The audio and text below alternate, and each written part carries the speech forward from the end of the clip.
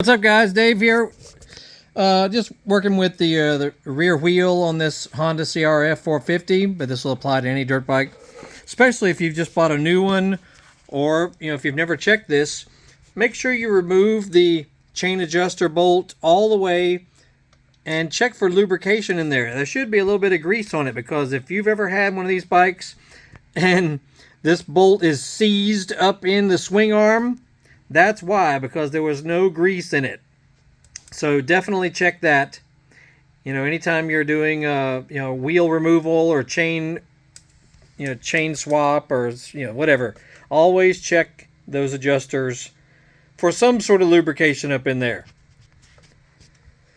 as well as a little bit of lube. Notice this is a fairly new bike. It only has about 10 hours on it. No lube on the axle. It needs it. So a little bit of waterproof grease is fine. Just use a brush and wipe a little bit on there. I like to use Park waterproof grease, but you can use whatever. Doesn't matter.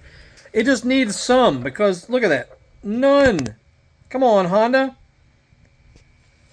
This isn't the owner's fault. Not necessarily. This is the manufacturer's fault.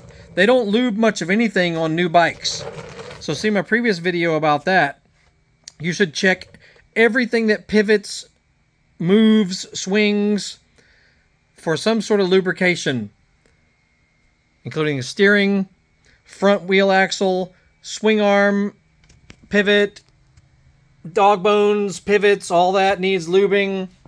Everything that moves and pivots needs some sort of lubrication on a dirt bike. Come on now. Anyway, that's it. We'll do more videos about this bike. 2023 Honda CRF450RWE Works Edition.